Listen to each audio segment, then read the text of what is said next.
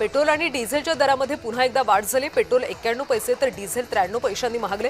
मुंबईमध्ये पेट्रोल 107 रुपये 55 पैशांवर तर डिझेल 94 रुपयांवर पोहोचले। दरवाढीमुळे नागरिकांच्या खिशाला पुन्हा कात्री लागली। राष्ट्रसंत तुकडोजी महाराज नागपूर विद्यापीठातील शिक्षकेतर कर्मचाऱ्यांचं आंदोलन 5व्या दिवशी सुद्धा सुरूच आहे। 7व्या वेतन आयोगाची अंमलबजावणी करावी, जुनी पेन्शन योजना लागू करावी अशा प्रमुख मागण्यांसाठी आंदोलन सुरू आहे। नागपूर जिल्हा परिषदेच्या मुख्य कार्यकारी अधिकाऱ्यांनी पायी चालत पंतप्रधानांच्या आवाहनाला प्रतिसाद दिला। विनायक महामुनी यांनी निवासस्थानापासून कार्यालयापर्यंत ते पायी चालत गेले। त्यांनी दर सोमवारी नो व्हेइकल डे पाळण्याचा संकल्प केला।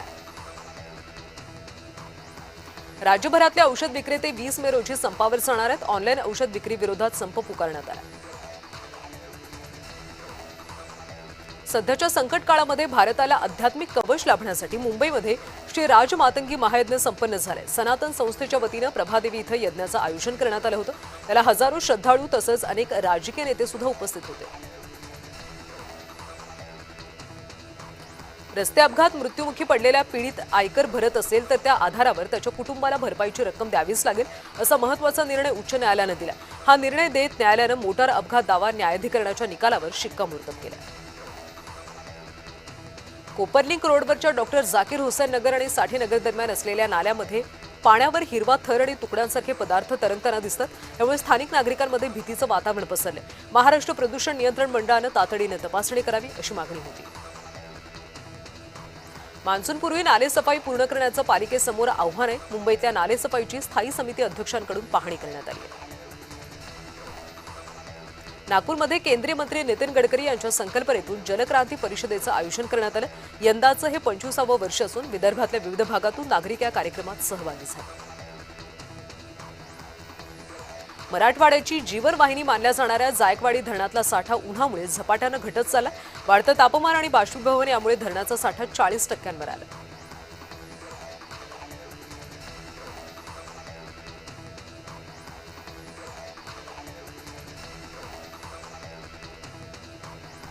नवी मुंबईतल्या तुर्भे डम्पिंग ग्राउंडमध्ये वेस्ट टू एनर्जी हा प्रकल्प महापालिकेतर्फे राबवण्याचा घाट घातला। त्यामुळे नागरिकांच्या आरोग्याचा प्रश्न गंभीर होईल। त्यामुळे या विरोधात स्थानिक नगरसेवक आणि झोपडपट्टी धारकांनी आमरण उपोषणाचा हत्यार उपसलाय। देशाचे संरक्षण मंत्री राजनाथ सिंह यांच्या उपस्थितीमध्ये 23 मे रोजी शिर्डीमध्ये संरक्षण क्षमता प्रदर्शन, एमएसएमई एक्स्पो आणि तोफगोळा उत्पादन लाईनचं उद्घाटन केलं जाणार आहे। या कार्यक्रमाला राज्याचे मुख्यमंत्री देवेंद्र फडणवीस उपस्थित राहणार आहेत। दादर पूर्व रेल्वे स्थानकाबाहेरून धक्कादायक प्रकार समोर आलाय। इडली विक्रेत्याकडून शौचालयाच्या पाण्याचा वापर केल्याचा व्हिडिओ समोर आलाय। सोशल मीडियावर व्हिडिओ व्हायरल झाल्यानंतर प्रवाशांनी संताप व्यक्त केला।